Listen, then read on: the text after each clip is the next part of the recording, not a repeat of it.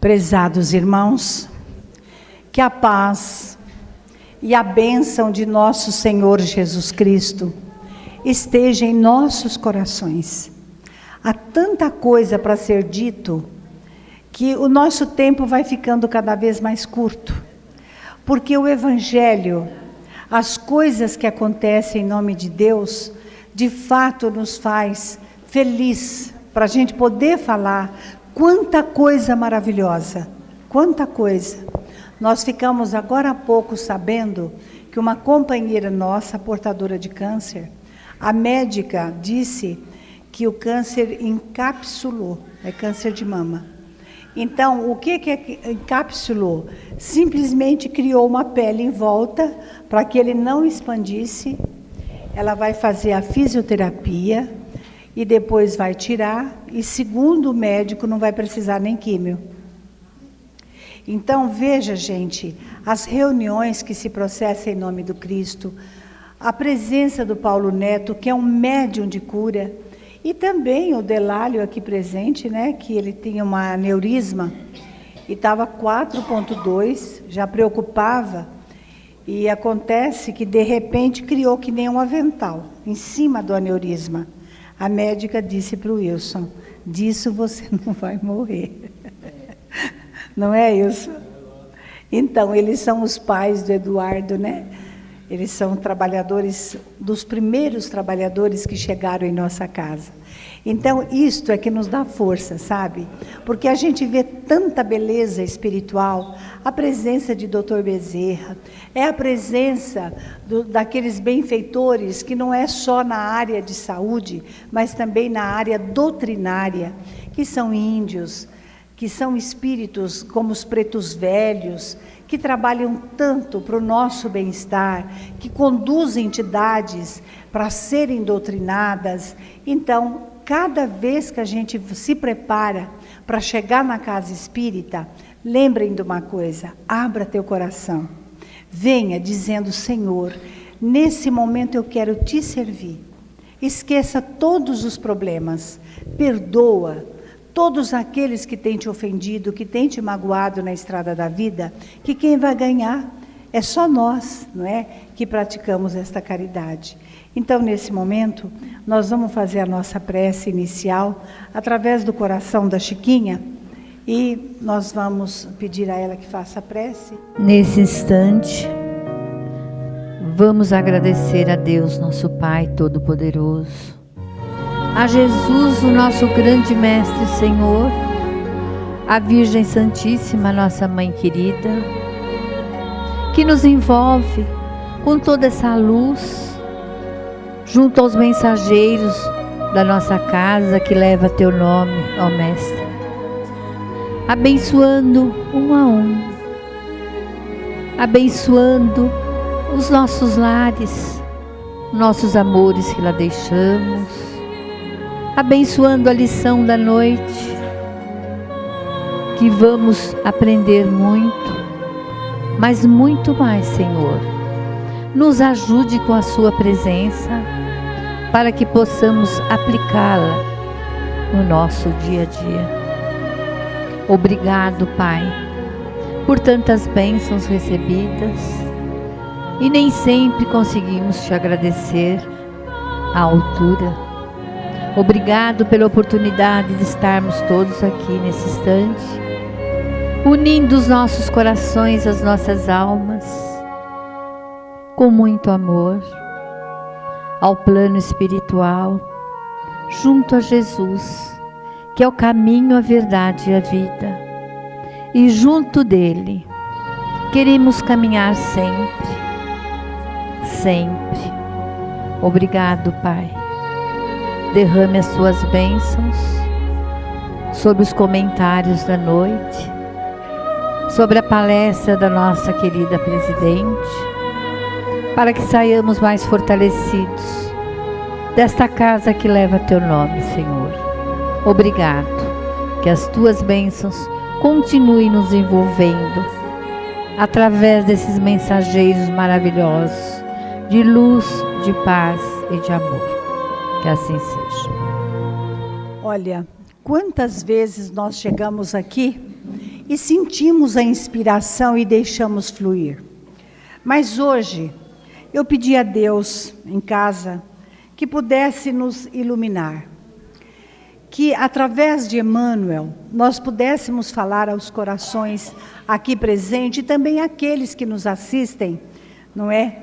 Através que são os internautas, não é? Então, que nós possamos chegar até o coração de todos. Desse livro, Pão Nosso, na lição 132, eles denominaram em tudo. E é uma passagem de Paulo de Tarso, de 2 Coríntios, capítulo 6, versículo 4. Prestemos atenção. Ele escreveu assim: tornando-nos recomendáveis em tudo, na muita paciência, nas aflições, nas necessidades, nas angústias. Olha, muitos espíritas chegam dizendo o seguinte, que todas as pessoas, quando vêm a desencarnar, passa pelo umbral. E então, a gente às vezes fica pensando, será que é verdade? Todos os espíritas, não espíritas, passam por umbral? É obrigatório? Eu acredito que não.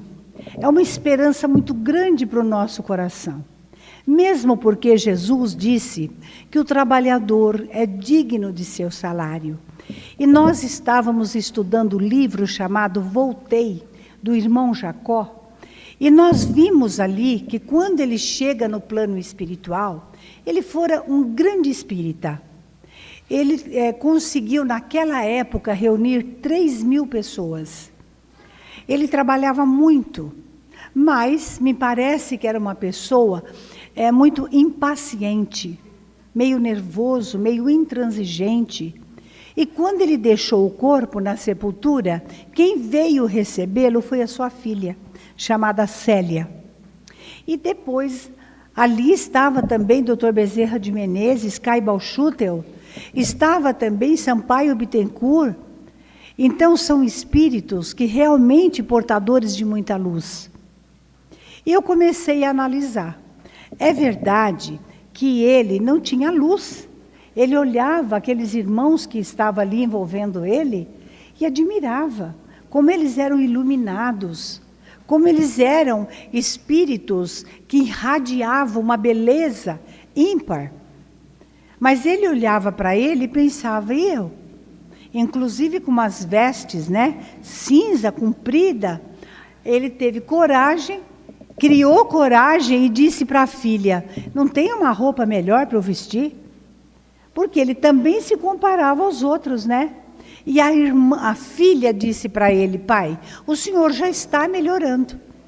Porque, na verdade, quando nós estamos bem conosco, nós temos a nossa autoestima.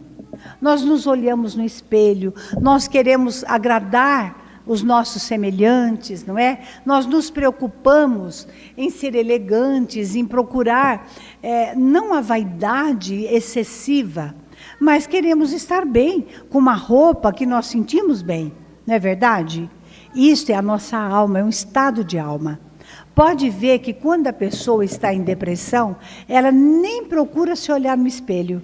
Se possível, ela deita e ainda cobre a cabeça. É sinal em depressão. Olha, ele já estava melhorando, porque ele começou a notar o estado realmente dele. E o que mais me chama a atenção nesse livro é que quando ele sai, que tem uma ponte para atravessar, aquela ponte é assim, se ele não fosse ajudado, ele não conseguia atravessar. Por causa do magnetismo.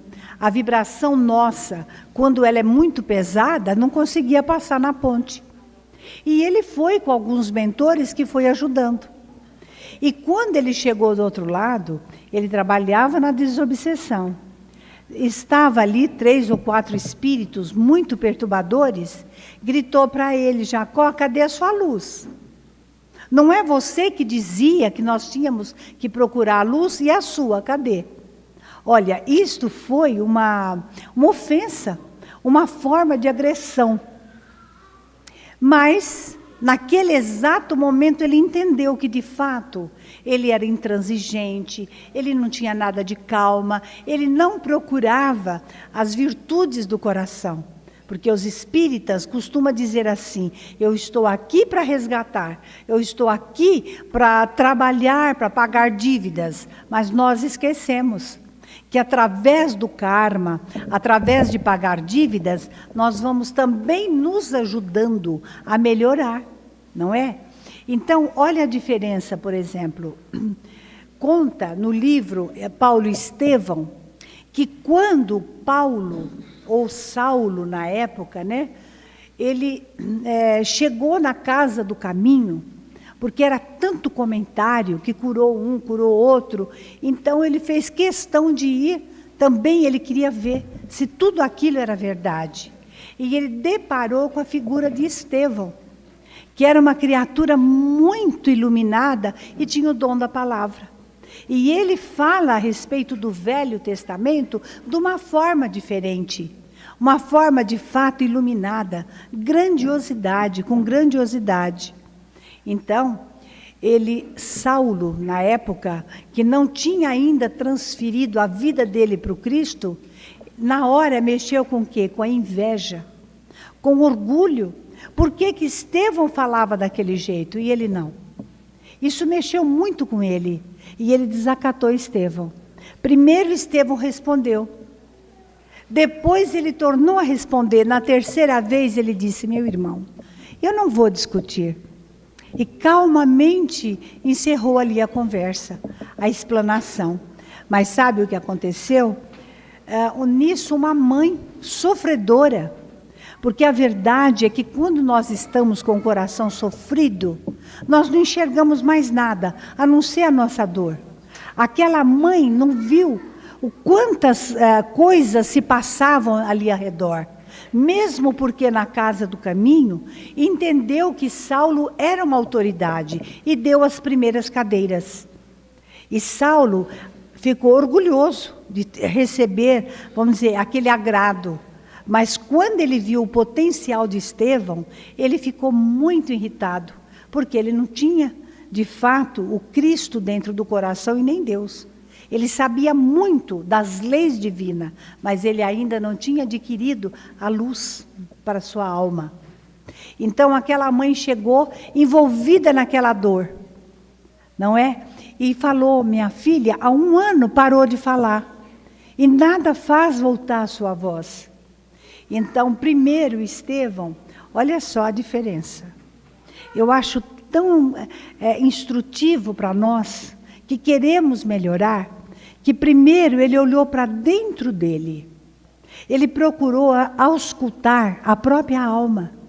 Ele queria saber se ele ia pôr a mão na cabeça daquela criança para provocar a ira de Saulo, ou então para mostrar a sua superioridade. Ou será que ele ia fazer por amor? Então, primeiro ele auscultou a si próprio e pensou: não, eu quero de fato, nesse momento, servir o Cristo. E quando ele sentiu isso, que foi aquela ponta de amor, de caridade, que tantas vezes nós sentimos nos envolver. Quem daqui nunca sentiu isso?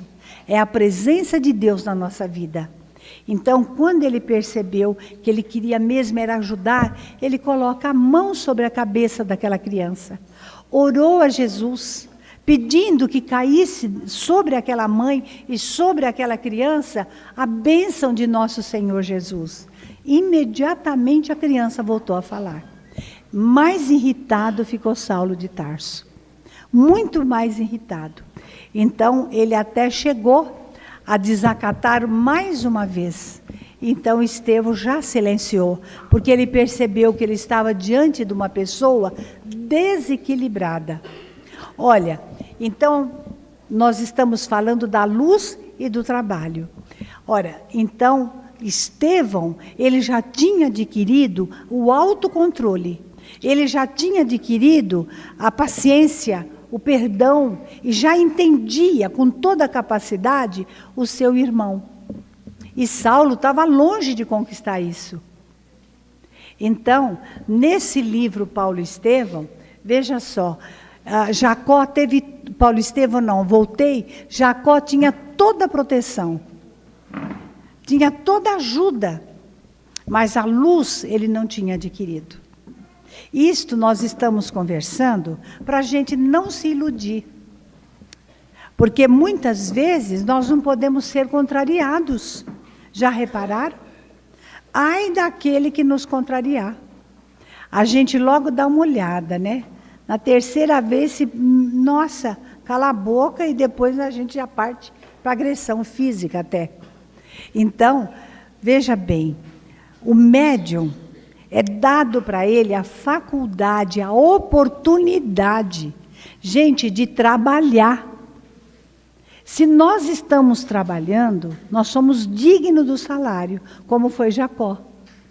Então, nós quando desencarnar, nós não precisamos passar por umbral, desde que nós estamos cumprindo com o nosso dever.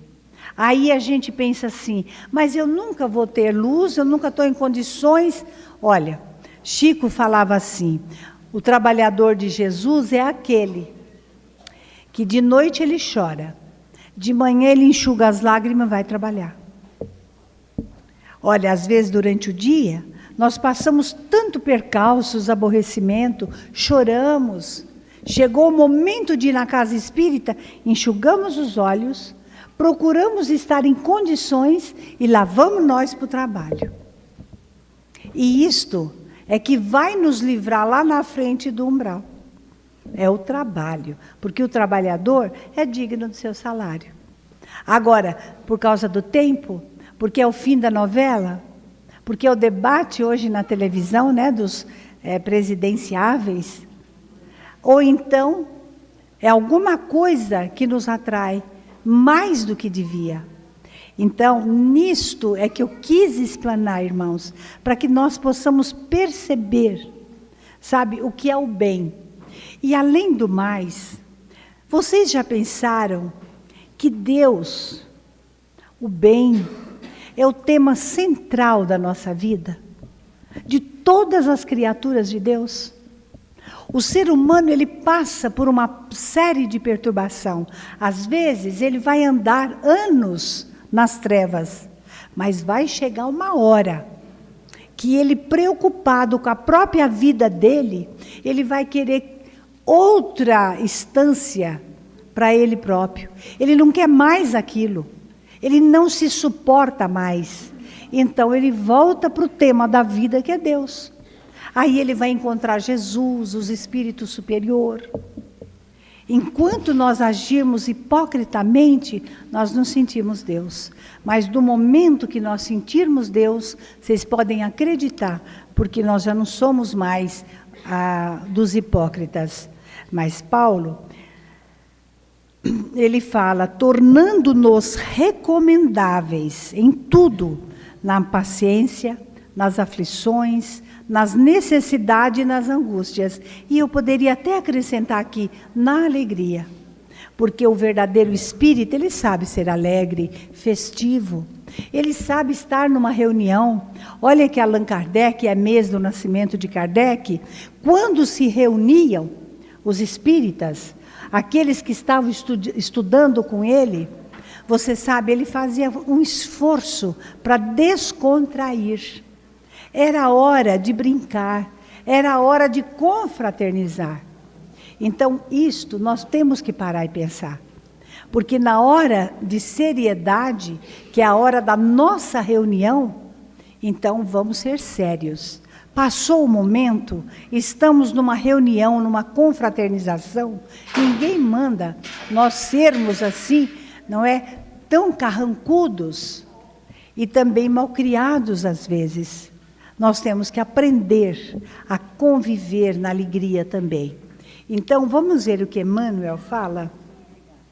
A maioria dos aprendizes do Evangelho não encara seriamente o fundo religioso da vida, senão nas atividades do culto exterior.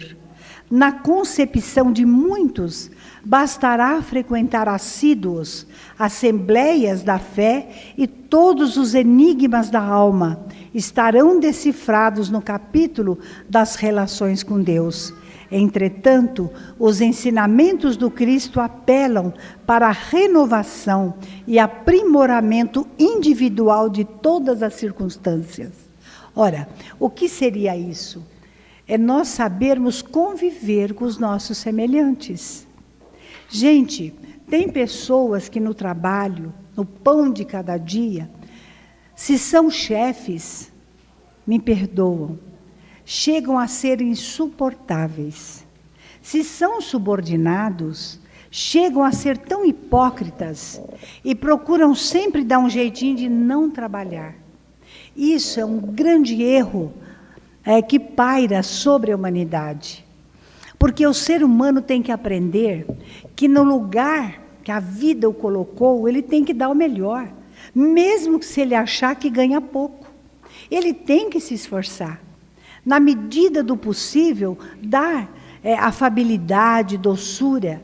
Porque senão nós estamos iludindo a nós mesmos. Agora, continuamos na lição do Emmanuel. Que dizer de um homem aparentemente contrito nos atos públicos da confissão religiosa, que pertence mergulhado em palavrões no santuário doméstico? Olha, o que dizer? Nossos filhos, nossos parentes mais próximos, que nos veem indo na casa espírita, aprendendo, ouvindo, falando, tomando o nosso passe, fervorosos, mas por qualquer decalma palha, nós começamos os palavrões. Nós começamos a gritar, a jogar coisa, a revolta, a mágoa. Nós não vamos plantar uma indecisão no coração da pessoa? Eles vão dizer, mas isso que é espiritismo? Você está aprendendo isso? De que forma? E digo mais, quem cultiva essas atitudes, lá na frente, quando estiver aproximando da terceira idade, vocês podem saber, poucos irão nos suportar. Porque quando vamos envelhecendo, as nossas imperfeições vão fixando. Pobre de nós. As pessoas vão nos olhar e dizer, mas é chato, hein? Como é chato fulano, olha que ciclano terrível da gente suportar. Então, nós temos que parar e melhorar. Melhorar muito. Porque também, se nós envelhecermos com malícia, ninguém vai nos suportar. Não é? Nós temos uma sobrinha que está lá na Alemanha. Ela fez pedagogia lá. E a danada hoje dirige uma casa de repouso. E lá a pedagogia estuda para a criança e para o idoso. E ela relata um caso de um velhinho que mexia com as enfermeiras. Ela levou o caso, para frente e as autoridades mandou esbofetear. Eu falei, o quê? Imagine aqui, estaria preso todo mundo. Diz que não, que ela chegou, teve que falar e pá. Eu falei, nossa, no Brasil, eu nem sei se nós estamos mais adiantados ou mais atrasados, mas eu sei que a gente não faria jamais essa atitude, não é? Como também nós não podemos ficar no extremo, que a criança não pode nem ser chamada a atenção. Isso também está errado. Porque é a mesma coisa de soltar um burrinho no pasto e largar. Ora, ele vai dar coice à vontade, ele vai ficar todo indisciplinado. A criança, ela tem que ser educada. E a mãe, quando ela é inspirada, ela vai pedir a hora certa de chamar a atenção. A hora certa de castigar, sim. Porque ela vai buscar o melhor para a filha, para o filho. Não é aceitando tudo, não. Então, veja como Emmanuel fala aqui, a respeito do lar. Não são poucos os que se declaram crentes ao lado da multidão, revelando-se indolentes no trabalho, desesperados na dor, incontinentes na alegria, infiéis na facilidade e blasfemos na angústia do coração. Ora, essas emoções faz parte da nossa vida. Às vezes sentimos dor. E pela dor, nós não podemos viver também agredindo. Lembrando que Emmanuel, ele fala uma coisa muito certa.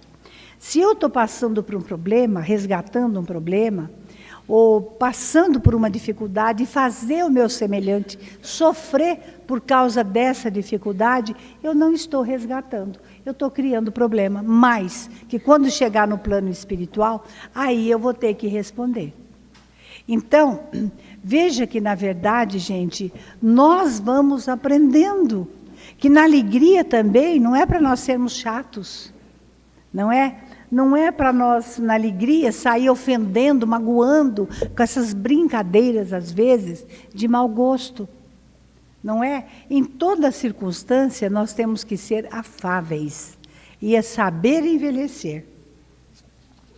Mas Emmanuel continua. Por que motivo pugnaria Jesus pela formação dos seguidores, tão só para ser incensado por eles, durante algumas horas da semana, em genuflexão? Atribuir ao mestre semelhante propósito seria rebaixar-lhes os princípios. Gente, quando nós falamos que queremos seguir o Cristo, é uma coisa que só nós é que vamos entender.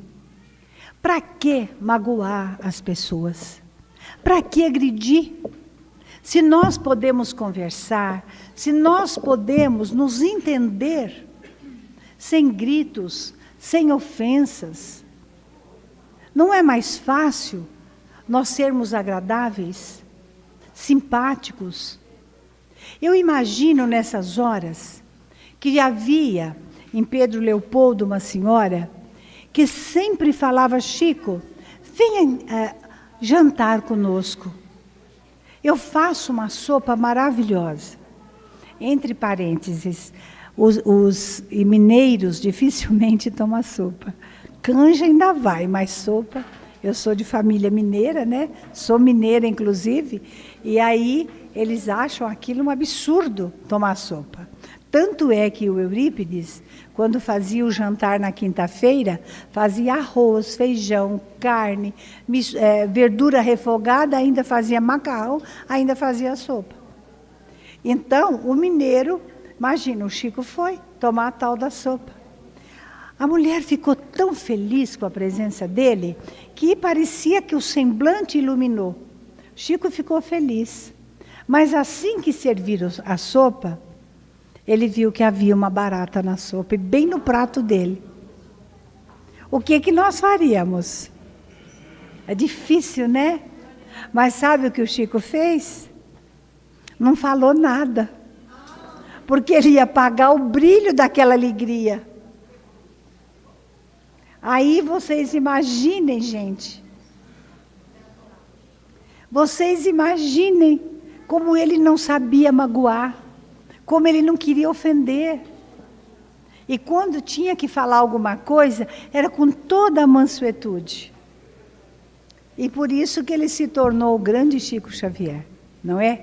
E nós, por qualquer coisa, já fazemos um estardalhaço, né?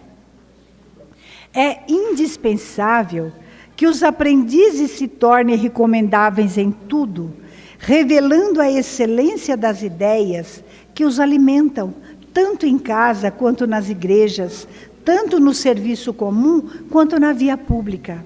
Ai, como eu precisava falar isso de via pública. Gente, nas vias públicas, lembrem, todos estão com pressa, porque a gente nem sabe. Metrô, eu vejo o povo subindo, correndo a escada. Eu digo, daqui a pouco tropeça e cai.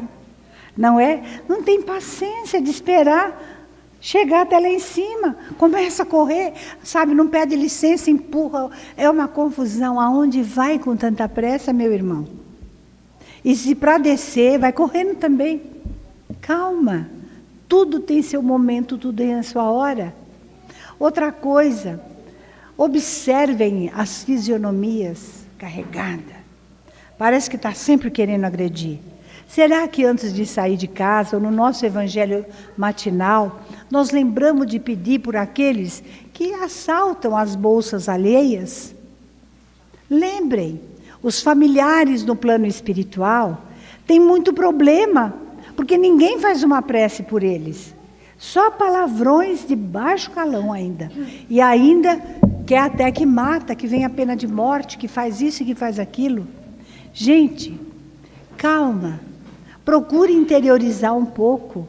Ajuda para que o trânsito, para que as pessoas sejam mais calmas e tenham mais afabilidade, né? Certo, ninguém precisará viver exclusivamente de mãos postas ou de olhar fixo no firmamento. Todavia, não nos esqueçamos de que a gentileza, a boa vontade, a cooperação e a polidez são aspectos divinos da oração viva do apostolado do Cristo. Então, as nossas atitudes também são orações. Cada vez que nós nos postamos em querer ser correto com as coisas, nós estamos em oração.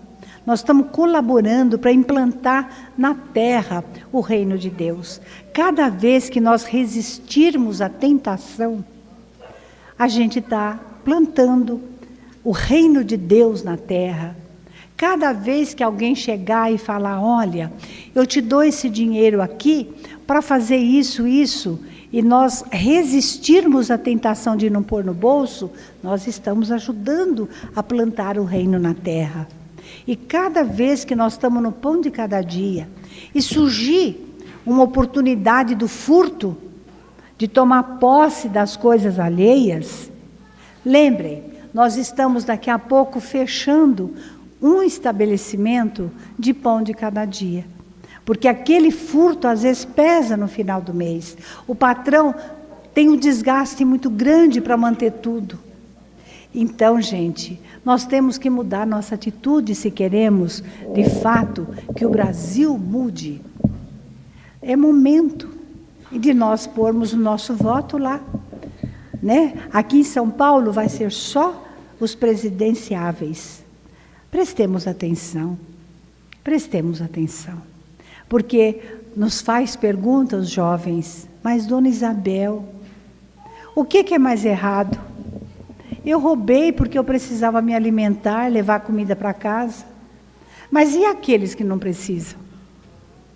Quem é mais errado? Eu digo, os dois estão errados.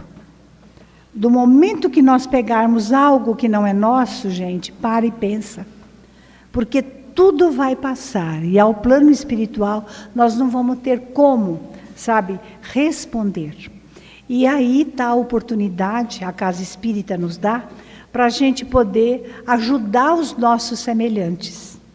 Está faltando ainda umas 130, 140 crianças para ser apadrinhada. Será que daria para vocês nos ajudar? Nós temos quase 1.700 crianças. Veja quantas pessoas maravilhosas que pegaram, não é? A sacolinha e levou, mas ainda tem essas, né? E essas precisam, elas estão aguardando que alguém as adote nesse Natal. Se você não pode, quem sabe juntando 2 pessoas não consegue uma. E falo mais, nada passa despercebido. O óbolo da viúva foi a única que chamou a atenção de Jesus, que diz, na verdade, esta deu, mais do que os outros. E aí perguntou, mas como? Ela deu do que ela não tinha. A única coisa que ela tinha, ela colocou ali. E isso agrada aos olhos de Deus. Sabe, eu tenho uma lição que me comove muito. Às vezes, quando eu conto, eu choro, porque eu me emociono.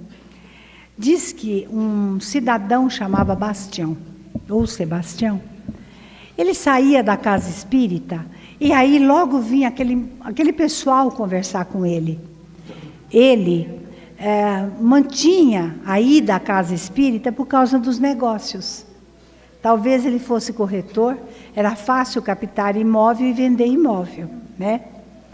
E acontece que um dia, a casa espírita, os companheiros achavam ele muito caridoso, sempre elogiava, né? Mas ele vivia de mão fechada, ele não dava não. Mas um dia a vida lhe pegou uma peça.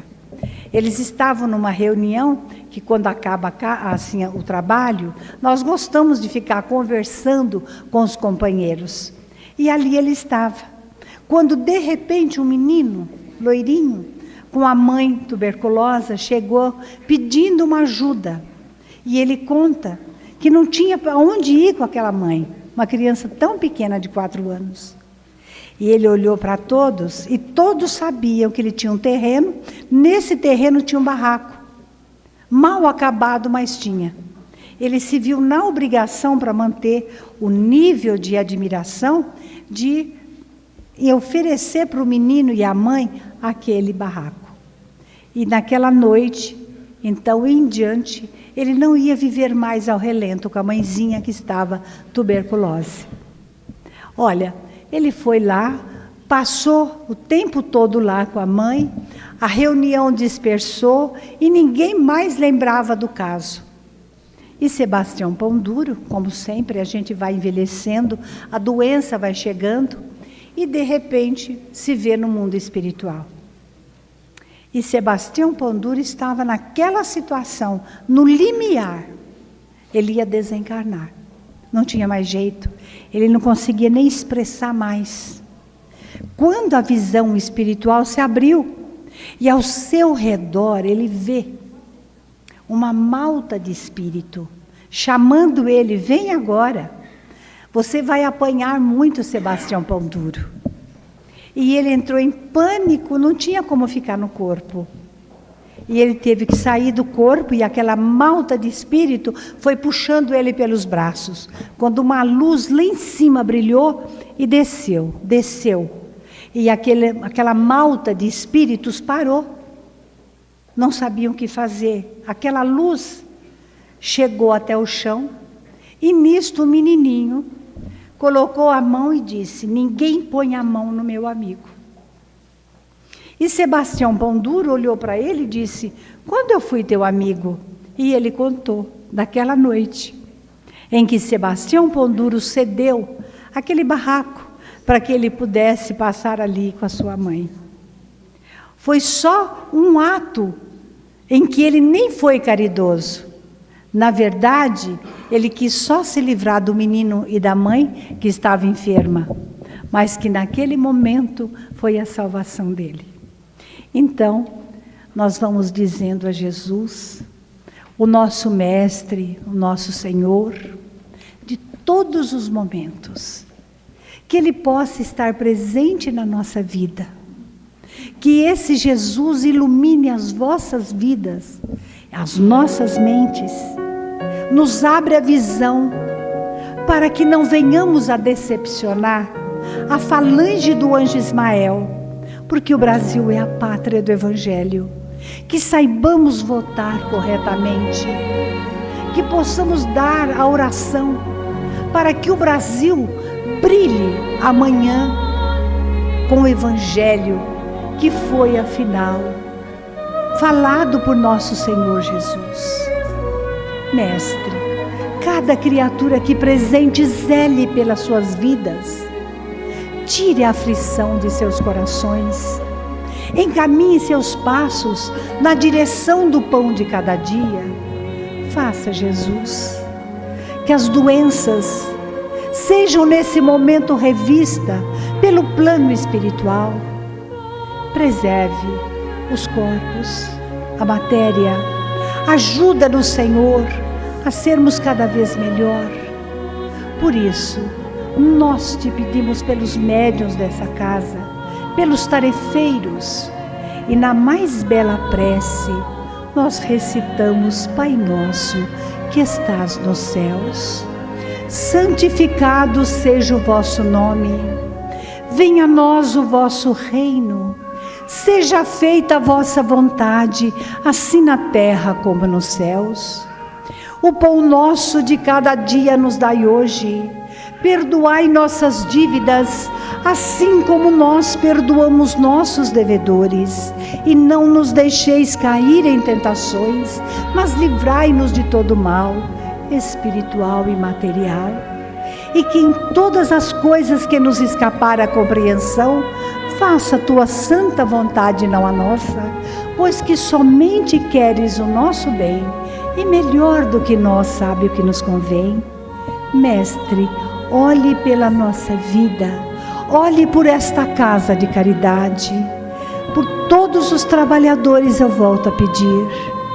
Olhe, Senhor, para aqueles que estão ligados a nós e que não puderam comparecer, e que essa luz possa chegar até Uberaba, até a casa, o grupo da prece, Eurípides, Adonda e todas as caravanas que lá se encontram, porque nós te saudamos nesse instante. Jesus, Mestre dos Mestres, e sê conosco agora e sempre, que assim seja.